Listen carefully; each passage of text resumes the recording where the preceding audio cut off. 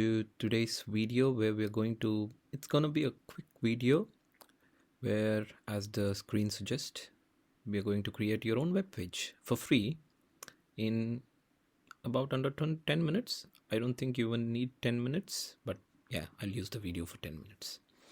Let's jump right in. Firstly, I'd like to explain what is the purpose of a web page. I think some of you who were watching this video already know the benefits and uses of web page, but nevertheless I've put them out there. It gives you a big digital leverage. You have your own web page. It establishes your personal brand. Of course, there are social media, but having your own web page with your name encoded definitely gives a lot of weight. It's highly accessible, which means you don't you just share the link to whoever you want and they can access it. You can essentially replace your resume with your web page. That makes it easy to share your link, a web page, rather than sharing a PDF or a Word version of your resume. It's easy to edit and update. You don't need a MS Word or any other document tool to do that. And it's modern and a little bit geeky. So these are a few good things that I've listed down. Of course, there are a lot other benefits, and I'm pretty sure most of you would be able to enumerate them. So I would call a web page your digital ID. What do you need? Cutting the slack, you just need a laptop or a personal computer. You could also try it on a mobile phone or a tablet, but a laptop is more convenient, or a personal computer. So you need a working internet connection because you're going to deploy this web page into the server on the cloud. So you need a working internet connection and a bit of computer skills. Before we go ahead, let me first explain what are we going to do, or essentially the basics of web page. If some of you are computer science students or computer enthusiasts, maybe you know this already, but for those of you who are not, let me explain what happens here. So essentially, any web page that you see on the World Wide Web, on your mobile phone or your laptop or your tablet, anywhere, it's essentially a web page treated as an HTML file. There are multiple formats in the way you can store your data. An HTML file is the most commonly used format. So it's essentially a web page. Consider it as a file. But this web page is being hosted on a server, which is giving space for this web page to stay. And then there's a name to this web page. Of course, the web page itself could have any name, but then for it to be unique and accessible from anywhere in the world, it needs to be hosted on a domain. So it needs a domain name. Yeah, we're going to do all of these today, and you don't have to spend a penny to buy a domain or host this web page on a server. Normally, if you want to have your own web page on a server and with your own domain name, you would need to first buy a domain name. So that's the straight way of doing it. So you need to buy a domain name from a registrar. Once you have the domain name, you need to build your web pages using different methods which are there. And these web pages need to be hosted. They need a space on which they can be hosted. So you need to pay for hosting your domain. Yeah. So essentially you need three things if you're going to do it without this method. Of course, what I'm going to tell you today is a very basic version. Yeah, it's not very fully customized. It's not a high-tech version. It's a very simple version. But essentially, if you want to do this by yourself without this method, and there are other methods, is you would need to pay for your domain name. You would need to pay for hosting your domain name in the server, and then you would need to also pay to build your web page. Now, what we are going to do today is a very minuscule version, which is a simple version, which does the job. So it has 4 parts. The first part is you would need a GitHub account. The second part is you will need to create a repository, a Git repository inside your GitHub account. And you need to do some changes on your GitHub pages. The third part is to essentially make the changes, and the fourth is optional, it's not required. If you can't make the changes, you can directly fork my repository, which I'd leave a link to in the description. Perfect. So with that, let's get into part now. Let's do the first part now, which is opening the GitHub account. You can see that I'm doing it on my Mac. You can do this on any of your PC that you have, any platform. You can do it on your Windows machine, your Ubuntu machine, or a Mac. It's platform agnostic. The first part is to create a GitHub account. For those of you who already have a GitHub account, nothing required to be done here. But for those of you who are looking at GitHub for the first time or have not been aware of GitHub, a little bit of introduction. GitHub is a public space of code repositories. So you can create your own code repositories. You can in fact create anything, not just the code repositories, but it's essentially a place where people can create their repositories and share it with the world. So you can create a public or a private repository. So I'm not going to make a video just about GitHub. I just gave a short introduction about that. So in order to create a GitHub account, you'll need to go to this link, github.com.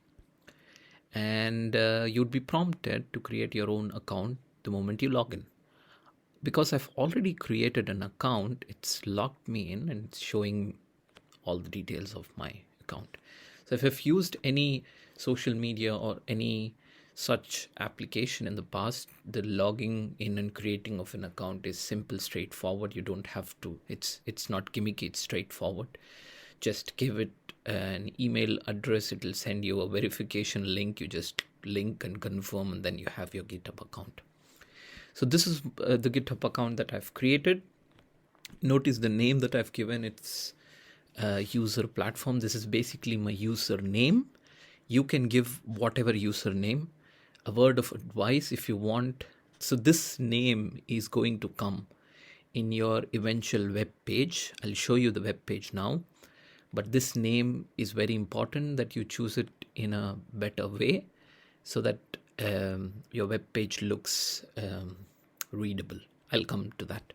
So once you've created the GitHub account, which is part 1, I've not shown that in detail in this video, but it's basically straightforward. You just have to sign up in the account. So this is the website that I have created, which you will also be able to create at the end of this video. So you see the user platform. First part is creation of GitHub account. Once done, the second part is to create a repository. I've also done that already. All of this, you don't need any coding knowledge or programming knowledge. It's a very basic computer skills. So once you've created an account, you can see a new here. So you just click that and it creates a repository. Give it any name. So I would just give it, for the sake of our today's video, something called test. Leave everything with the same options. Give it some description if you want. Remember to select the README file. That's the only important thing. That's where you're going to put your content in. So remember to add a README file and just say create your repository. So once your repository is through, you have your second part done. So you've already completed 2 parts. It just requires the third. Repository is created. Let's move on to the third part. The third part is you have your repository. It's empty. You go to the settings. In the settings, you'll have to go to the pages on the left. So you see pages here. This part is currently empty. You will have to go build and deployment and select GitHub Actions. Once you do that, you will see multiple options. These are pre-configured. These are GitHub suggesting to you. So you can create your own workflows, But for now, we'll take the easier option, which is selecting GitHub Pages deployment actions with Jekyll. So let's do that. So once you do that, it's going to give you some default YAML file. You don't have to worry about what is a YAML file. Maybe that's for another video sometime later. Just don't do anything. It's already pre-configured, pre-filled. You just say commit changes. Once you commit, nothing. If you want, you can add some description. Just commit. Once you commit the changes, go back to your repository. This is your repository. There's a workflow which is created. You've done something in the settings. Once you come back to the settings and the pages, so you've selected this, you'll need to go back to the actions. And once the actions were complete, you will see in the actions a window that's green now. This was one workflow which has just completed. If you want, you can go inside and check. There are essentially 2 steps that it has done, building and deployment. But what is more important is you can see that it's deployed something. So now you can go back to settings and you will see, once again to the pages, you will see that there is a page that is created for you. So your site is live, which means, in another simple words, your site has been created. Yeah, so that's kind of it. So this is your URL. This is something that you can share with. So you can access this URL from any device, any location. This works. So which means you have a location, you have a permanent place in the World Wide Web where you can create your own blog, whatever that we talked about at the first. Now let me take from here to the next step, a bit of bonus. So what I've done is I have created, and the link to that I'll put it in this video's description. So this, what you saw here, is a very simple page. There's no fun in it, right? So I created a small template which you just have to copy paste in your readme file, and I can show you that. I'll compare both of them and I'll show you that.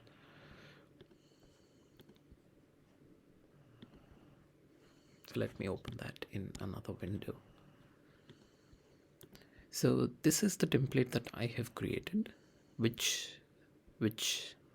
let me go through the website that this is deployed, and you can create as many as you want. That's the beauty of it, right? So this is my template. So the other one was, which I showed you, was what you would have created. So let's compare both of them. I'll still keep the pages open because I don't want. So this is what you would have created. So when you followed the steps, this is what you'd get to. But you can make it this. Yeah, it's a little bit more. It looks like your CV, right? So you can upload your picture, you can put your name, you can give it some nice fancy website name. You can write about yourself, you can write your educational background, your skills, your professional highlights. You can add some code, and you can put any other links, like link to your email or phone number or any other external link. So this is very simple. You just don't have to do anything. So let's go back and tell you how to do that as well, and we'll close the video. So this is the repo that you have. There's nothing inside. There's only a readme file. You just have to open the readme file. Once you open it, you can edit it here. Yeah. So once you edit this, it gives you an option that you can. So this file is a markdown file, and you can scribble anything in your markdown file. Of course, you would need to follow its format. It's not as complicated as a programming language, but it's little more. It's much simpler than that. So what I'll do is, you can copy my readme file, which I'll leave the link to. So if I open my readme file, it looks a little different, right? So I will copy everything here. Control A, copy, and I'll just paste it. It's pasted, and then I'll do my commit changes. When I do my commit changes, let's go back to the repo that I just created, right? So I've committed the changes, which means I've copied the template. I can once again go back to the actions, and you will see that this action is running. It'll take a few seconds, and let it do that. While we wait for this, what's happening in the background? So there are two things that have happened here. GitHub Pages is a deployer. The GitHub platform has provided you a server where you can host your data, yeah, and you can do that using GitHub Actions. And GitHub Pages is exactly where you're hosting your server. So in an ideal world, you would need your own content server. You would need basically a web server, and a way to write to that web server. All of this is automated. Whatever change that you make inside your README file, it gets updated. So now let's look at that. So your README file is, so the build is complete now. The action is complete. So I'll come back to the website. Once again, I'll just have to go to the actions page. You can maybe bookmark this page. So when I run it, it's still pointing to test, right? So I just refresh, voila. So it has all the stuff now. So that's it, folks. Hope you liked it. Do give it a try and let me know what you think about it. So the whole idea behind doing this is basically free. You just need to spend a few minutes, 15-20 minutes, and you have your own online CV, which you can use it as a online CV, right? You don't have to copy a file and stuff like that. So the whole idea was, if it's free, why can't people use it? So that's the whole idea. I hope you like it, and if you have many other ideas that you want me to make a video about, please drop me as a comment. I'd be happy to create a video of that.